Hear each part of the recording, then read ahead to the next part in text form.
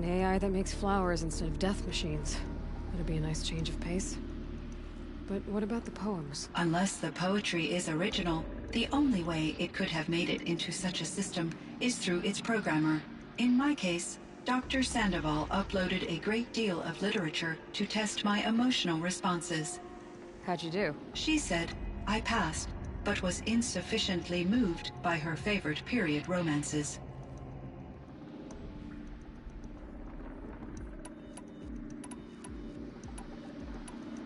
So are you an artificial intelligence, Cyan?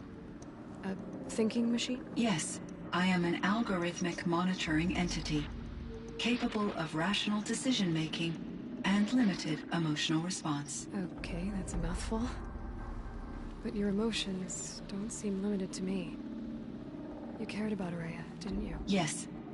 Before she came to this facility, I had been conscious for centuries, in solitude. I focused on my work. In off-cycles, I used coping mechanisms. I solved many Gaussian integer problems. But I was alone. It was Araya who renewed me, repaired me. She saved me.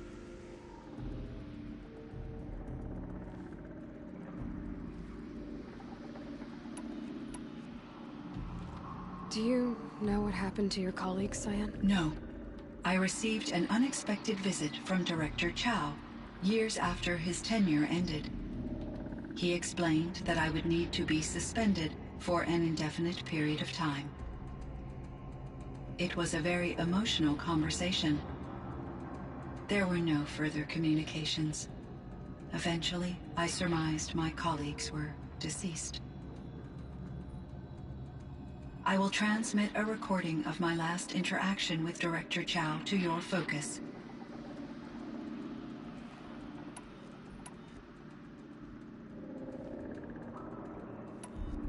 So in the old world, this land was called Yellowstone? Yes, it was a designated nature preserve for 156 years. Like a hunting ground? No, the opposite. Local wildlife could flourish here, even as it faced extinction elsewhere.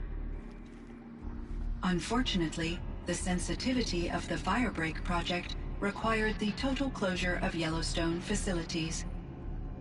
From my readings and Araya's descriptions, it seems the area has since undergone a drastic drop in year-long temperatures. A lot has changed in the world, Cyan.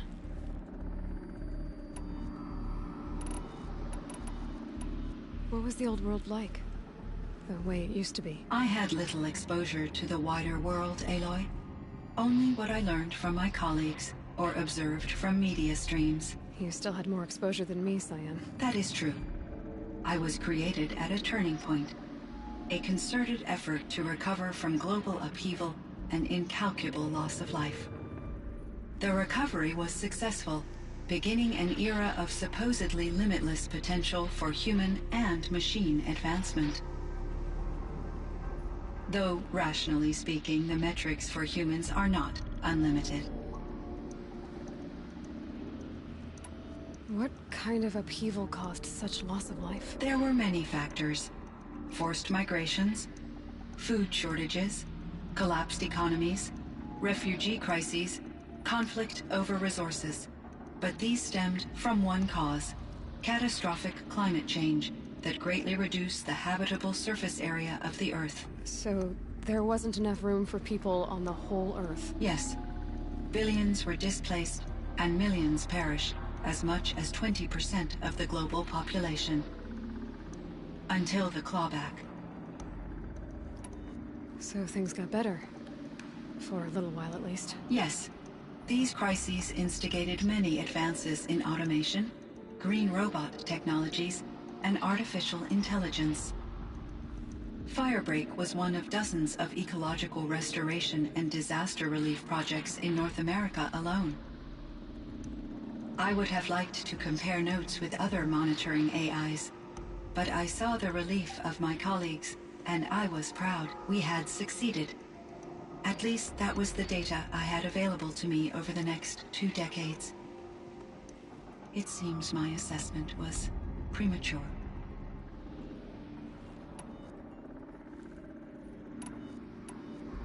I should get going. Aloy, there is one more matter.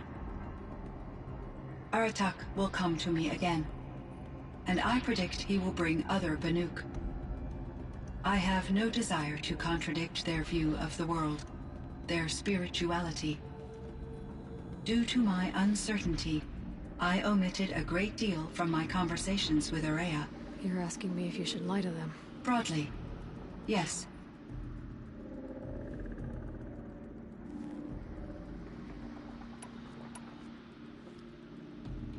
I trust your judgment, Cyan. You were cautious with Ourea. You had to be. You didn't know what had happened to the world. So, keep doing what you think is best. As long as you ditch the superstition eventually. As the Banuk believe I am a supernatural entity, I cannot predict how they will react. Just answer what they do ask the best you can. The truth will come out. I see. I will follow your advice. Will you return and tell me about your experiences in this new world? I may be able to provide further insight. I'd like that, Cyan. I'll come back when I can. I should check on Aratak. See how he's doing. Hello, Aloy. Do you wish to continue our discussion? Hello, Cyan. Yes, I do. You meant a lot to Ourea. Once she felt disconnected from her tribe and her family group. Our visits seemed to help her. Yet I did not comprehend that the depth of Ourea's compassion for me would lead to self-sacrifice. Although I do fear non-existence, I wish our roles could be reversed. I'm sure she knew you would do the same for... Thanks for the talk. I continue.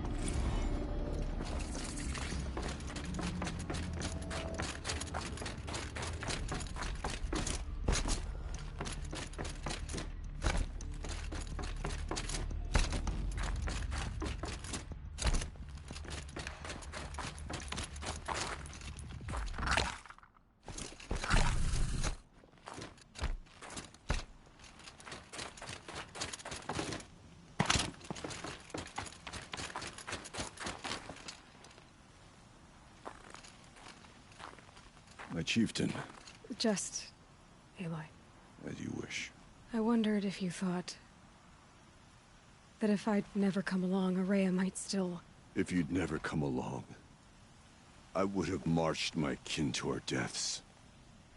Ourea would be alone, and the spirit she sacrificed so much for would be lost. Either way, I would not have been able to protect her.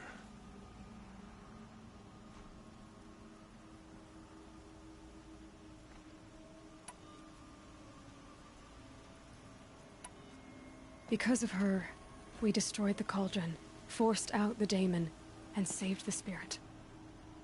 She understood what had to be done. Yes, and I failed to listen. You didn't fail. A shaman should always have the ear of their chieftain. Yet I turned her away, my own sister. I was foolish, but she knew better. Though I grieve for her passing, at last I truly know who she was, and why the spirit was so important. For so long she told me, if only you could have heard it, brother. Now I understand. There's something else, isn't there? I can't stay here, Aratak. And where I'm going, the Warrack can't follow. Besides, it already had a chieftain before me. A strong one, I think. A wiser one, for the path we shared. The Daemon is gone, but there's much to be done. You mean the new units that Cyan said escaped the Cauldron? Yes, Fire Claws. Now Tuke has been tracking them from Song's Edge. I could help with those. I have no doubt. You're practically Banuk.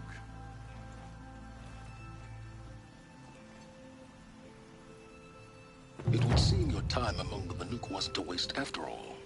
Firebreak, Cyan, Hephaestus, all very interesting. So, the signal that woke Hades woke Hephaestus too. And unleashed them on the world. His minds of their own. So it seems. Parts of Gaia given life. Aberrant life. Transformed from docile subordinate functions into rebellious intelligences beyond our understanding. Our current understanding anyway. Whatever they are, they're still out there. And they both want you dead. Kind of mutual, that feeling. We haven't seen the last of Hephaestus, I'm certain of that. It's powerful, creative, and driven. It won't stop building new hunter-killers, which means that someday, we may have to stop it. We? Or whoever gets there first. Hephaestus wasn't the only thing I learned about in the Cut Silence. Heard some things about the Banuk Conclave, too. You can stop right there. Is that what you told the hunters the Banuk sent after you? Before you opened fire? Oh no, Aloy. Only to you do I extend the courtesy of a warning. My past and my secrets are my own. You do well to remember that. It's a good thing you've got brains, Silence, because your personality could use some work. This discussion is concluded. I think it was over before it began. Catch up with you down the trail.